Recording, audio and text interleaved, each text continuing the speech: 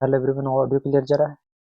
देखिए, हम लोग क्लास 10th का मॉडल क्वेश्चन सॉल्व कर रहे थे। ठीक है, सेशन 2025 से 26 के लिए हम लोग टोटल 30 क्वेश्चन सॉल्व करने वाले हैं ऑब्जेक्टिव। उसके बाद हम लोग सब्जेक्टिव सॉल्व करेंगे। ठीक है, टोटल 30 क्वेश्चन था जिसमें से हम लोग 15 क्वेश्चन सॉल्व कर चुके थे। ठीक है, आज हम लोग 15 क्वेश्चन सॉल्व करेंगे। चलिए 15 क्वेश्चन हम लोग सॉल्व करते हैं। ठीक है, हम लोगों ने ये सब सॉल्व कर दिया था। देखिए, आज क्वेश्चन नंबर 16 से सॉल्व करना था। ठीक है, क्वेश्चन नंबर 16 से।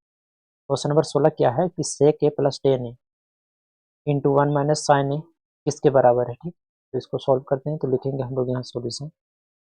तो देखिए, sec a को लिख सकते हैं 1 बाई कोस ए,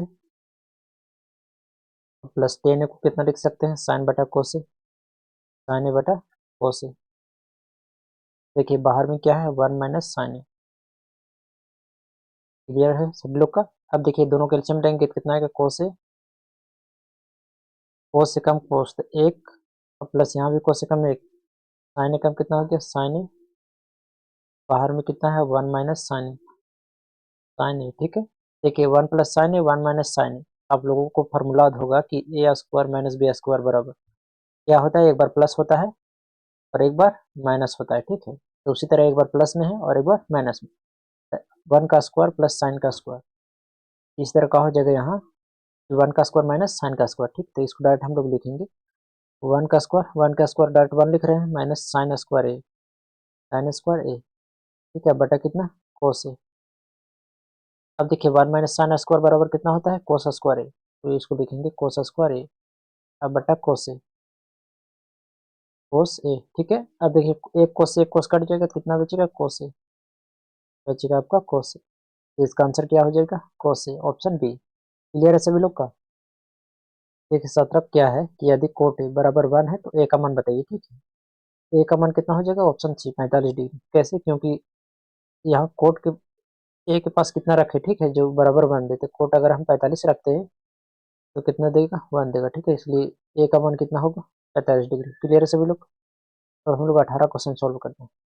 18 क्वेश्चन क्या है कि यदि किसी सीधे खंभे की छाया और उसकी ऊंचाई बराबर है, ठीक है, तो सूर्य का यूनियन कोण क्या होगा। ठीक है, मान लेते हैं कि एक खंभा है और इसका यूनियन कोण है, ठीक है, इसका छाया है, ठीक, और इसका यूनियन कोण कितना डिग्री होगा, कितना डिग्री हो जाएगा, ये भी 1 है तो ये भी 1 है, तो ये कितना हो जाएगा, जब दो साइड 1 1 होता है तो कितना होता है 45 डिग्री। इसका आंसर कौन हो जाएगा 45 डिग्री। ठीक है, अब डायरेक्ट टेन थीटा का फॉर्मूला लगाएंगे तो भी 45 डिग्री आ जाएगा। ठीक, नेक्स्ट क्वेश्चन है 19। ठीक है, चतुर्भुजों को चारों कोणों का योग कितना होता है 360 डिग्री होता है। देखिए किसी भी बहुभुज का आंतरिक कोण निकालना होता है तो उसके लिए एक फार्मूला होता है। ठीक है, n minus two into 180 degree, और एन का मान जो है मिनिमम 3 होगा। ठीक है, कम से कम 3 ले सकते हैं। ठीक है, अधिकतम तो कितना भी ले सकते हैं आप, तो 3 4 5 ये सब क्या होगी एन का मान होगी। ठीक है, अब मान लेते हैं कि एन जो होता है त्रिभुजों की कोणों की संख्या होता है। मान लेते हैं कि ये त्रिभुज है, ठीक है, त्रिभुज में कोणों की संख्या कितना है 3, तो एन का मान कितना 3 रखते हैं। तो यहाँ 3 रखेंगे तो 3 में से गया तो सॉरी 3 में से 2 गया तो 1 बचा, 1 गुना 180, 180 हुआ। तो हम लोग जानते हैं कि त्रिभुज का तीनों कोण का योग कितना होता है 180 डिग्री होता है। और हमको क्या बोला है चतुर्भुज के चारों कोण का योग। ठीक, तो मान लेते हैं कि चतुर्भुज है, 4 कोण है, तो इनका मान कितना रखेंगे हम लोग 4 रखेंगे, तो 4 माइनस 2 इंटू कितना 180 डिग्री। 4 में से 2 घटाएंगे कितना बचेगा 2, और गुने कितना 180 डिग्री, गुना करेंगे तो 18 दूने 36, 10 कितना आ गया 360 डिग्री। चतुर्भुज के चारों कोणों का योग कितना होता है 360 डिग्री, तो ऑप्शन कौन हो जाएगा बी। नेक्स्ट क्वेश्चन इसमें, ठीक है, कि दशमलव संख्या 111 क्या है, पूर्ण संख्या है, तो पूर्ण संख्या भी है, प्राकृतिक संख्या भी है, परिमेय संख्या भी है। ठीक, तो इसका आंसर कौन हो जाएगा ऑप्शन डी, इनमें से सभी हो जाएगा। ठीक है, देखिए ये पूर्ण संख्या भी है क्योंकि 0 से स्टार्ट होता है लिमिटेड तक चलता है, प्राकृतिक संख्या भी है क्योंकि 1 से स्टार्ट होता है और ये आता है प्राकृतिक में। इस तरह परिमेय संख्या है क्योंकि इसे पी बाई क्यू के रूप में लिख सकते हैं। ठीक है, यहाँ क्यू बराबर नॉट इक्वल टू 0 होता है, इसका ऑप्शन कौन हो जाएगा डी सभी। नेक्स्ट क्वेश्चन देखिए कि इस क्वेश्चन क्या है कि त्रिभुज ए बी सी में, ठीक है, ए बी बराबर 7 सेंटीमीटर, बी सी 4 सेंटीमीटर, तो तीसरा भुजा बताइए, तीसरा भुजा की लंबाई क्या होगा। ठीक है, तो मान लेते हैं कि ए बी सी एक त्रिभुज है। ठीक है, ए हो गया बी और ए सी, ए बी कितना है 7 सेंटीमीटर और बी सी कितना है 4 सेंटीमीटर। तो देखिए हम लोग जानते हैं कि जो ए बी है माइनस बी सी उससे बड़ा कौन होगा ए सी। और ए सी से भी बड़ा कौन होगा, A B plus B C. Clear यहाँ तक? देखिए 7 में से 4 घटाएंगे तो 3, 3 से बड़ा होगा कौन कौन, ए सी, और ए सी इसको बीच में होगा ये दोनों का योग, 7 4 कितना हो गया 11, यानी 3 से बड़ा और 4 से कम होगा। ठीक है, तो 3 से बड़ा और 4 से कम कौन है, ऑप्शन ए और ऑप्शन बी दोनों हो जाएगा, तो ऑप्शन कौन हो जाएगा, डी। ठीक है, हम लोग जानते हैं कि दोनों का अंतर और दोनों का योग के बीच होता है। ठीक है, तो दोनों का अंतर कितना है 3, 7 और 4 का अंतर कितना है 3, ए सी हमको निकालना था, और दोनों का योग कितना है 11, यानी इसका तीसरी भुजा का जो लंबाई हो सकता है वो 3 से ज़्यादा हो सकता है और 11 से कम हो सकता है। ठीक है, तो 3 से ज़्यादा और 11 से कम यही दो ऑप्शन है, तो ऑप्शन कौन हो जाएगा, डी। क्लियर सब लोग? देखिए नेक्स्ट क्वेश्चन 22, एक पासे को उछालने पर एक सम संख्या आने की क्या प्रक्रिया होगी। ठीक है, अब मान लेते हैं एक पासे को उछालना है, एक पासे को उछालेंगे तो 1 2 3 4 5 6 यही आएगा, लेकिन हमको सम बोला है, तो देखिए सम कितना है, 1 2 और 3, टोटल कितना सम है 3 है, कितना में से 6 में से, काटेंगे तो कितना हो जाएगा 1/2, इसका आंसर कितना हो जाएगा 1/2, ऑप्शन बी। नेक्स्ट क्वेश्चन क्या है 23, निश्चित घटना की परिक्रिया क्या होती है।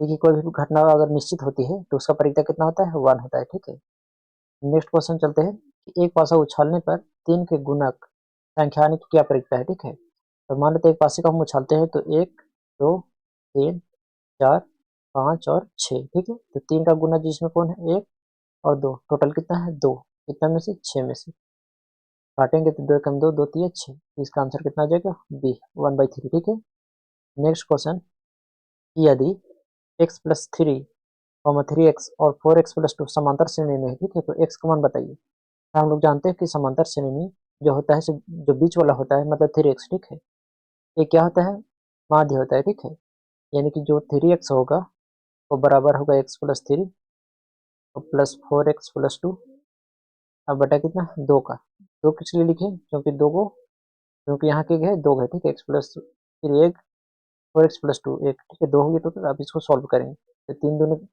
क्रॉस गुना करेंगे तो कितना हो जाएगा, 3 दूनी 6 हो गया, तो 6x अब बराबर 5x, अब प्लस कितना 5, 5x को इधर लाएंगे तो कितना आ जाएगा 6x माइनस 5x, अब बराबर कितना 5, घटाएंगे तो 6x में से 5x घटाएंगे तो एक एक्स बराबर कितना आ गया 5, और हमको यही पूछा था x का मान ना, x का मान कितना हो गया ऑप्शन डी।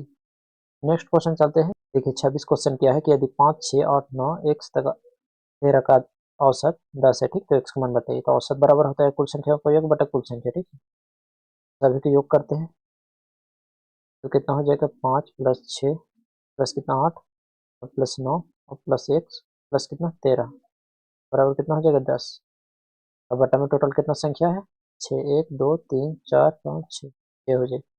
अब जोड़ेंगे सबको तो 5 6 11 11 8 कितना हो गया 19, 19 और 9 कितना हो गया 28, 28 और 13 कितना हो गया, और 3 11 की 1 और 2 और 3 और कितना हो गया 4 41, और प्लस कितना 1, और देखिए 6 इधर गुण भागा में उधर भेजेंगे तो गुना में, तो 10 6 60,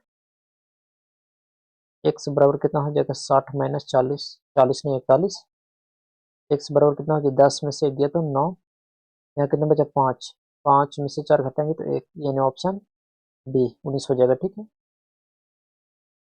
नेक्स्ट क्वेश्चन है 27, 27 क्या है, इसके बहुलक क्या है, तो बहुलक का मतलब क्या है कि जो अधिक बार आया हो। ठीक है, तो देखिए इसमें से अधिक बार कौन आया है, 2 इसमें अधिक बार आया है। ठीक है, देखिए 1 2 3 4 और 5, 2 सबसे अधिक बार आया है। ठीक है, तो ऑप्शन कौन हो जाएगा, ए, 2 आंसर हो जाएगा। ठीक है, जो अधिक बार आता है वही उसका बहुलक हो जाता है। ठीक है, नेक्स्ट क्वेश्चन सॉल्व करते हैं। देखिए इसका माध्यिका पूछा है, माध्यिका का मतलब होता है कि मीडियम, मीडियम मतलब बीच वाला। ठीक है, तो इसको हम लोग क्या करेंगे, पहले अरेंज करेंगे। ठीक है, छोटे से बड़े में सजाएंगे और जो बीच में होगा वही माध्य हो जाएगा। ठीक, तो अरेंज करते हैं, तो सबसे छोटा कौन है 7, 7 से बड़ा 8, 8 से बड़ा 9, 9 से बड़ा 10, 10 से बड़ा 11, 11 से बड़ा 12, 12 से 13, 13 से 14 और 14 से 15, टोटल कितना संख्या है 3 और 3 6 और 3 9, 2 4 6 8 9, इधर से 4 ले लीजिए और इधर से 4 ले, बीच में कौन आ गया 11, इसका माध्यिका कितना आ गया 11, ऑप्शन बी सही हो जाएगा। नेक्स्ट क्वेश्चन है, यदि दो वृत्तों को केंद्रों की दूरी उनकी त्रिज्याओं के योग से, ठीक है, अधिक है। ठीक है, उपयोग विनिष्ट स्पर्श रेखाएं कितनी होगी, ठीक है, तो कितना होगा, 4 होगा, ठीक है। देखिए 2 एक्सटर्नल लाइन होगा, 2 एक्सटर्नल लाइन, एक्सटर्नल लाइन, और 2 क्या हो जाएगा, internal line, internal line. Clear है सभी लोग का। नेक्स्ट क्वेश्चन और लास्ट है, ठीक है। देखिए 30वां क्वेश्चन क्या है कि दो गोले के आयतन का अनुपात 64 अनुपात 27 है, ठीक है। तो उनके पृष्ठ का क्षेत्रफल बताइए। पहले हम लोग त्रिज्या निकालते हैं, तो लिखेंगे इसको R1 मानेंगे, एक R2 मानेंगे, ठीक है। तो लिखेंगे आयतन बराबर कितना होता है कि 4/3 pi r cube. Pi r one का क्यू लिखते हैं, रेशियो 4/3 और पाई R2 का होल क्यू। अब देखिए ये कर दिया, क्या बचा, R1 का क्यू, R1 का क्यू और R2 का क्यू, ये किसके बराबर हो जाएगा, 64 और रेशियो कितना, 27। R1 आ गया आपका 4 और R2 कितना हो जाएगा, 3। क्योंकि 4 का क्यू है, ये 3 का क्यू है, ठीक है। तो R1 कितना आ गया, 4 और R2 3 आ गया, ठीक है। अब हम लोग इसका क्षेत्रफल निकालेंगे। क्षेत्रफल बराबर का होता है 4 पाई R², 4 पाई R1 का होल स्क्वायर और प्लस 4 पाई R2 का होल स्क्वायर, ठीक है। तो देखिए 4 पाई कट जाएगा, R1 का स्क्वायर और रेशियो R2 का स्क्वायर, ठीक है। तो R1 कितना है, 4, 4 का स्क्वायर, रेशियो 3 का स्क्वायर, कितना हो जाएगा, 16 रेशियो 9। क्लियर से बिल्कुल, तो इसका आंसर कौन हो जाएगा, सी, ऑप्शन सी करेक्ट होगा, ठीक है। आई होप कि ऑब्जेक्टिव जो था टोटल 30 क्वेश्चन, ठीक है, सेट 1 का है, आप लोग को समझ में आया होगा आसानी से।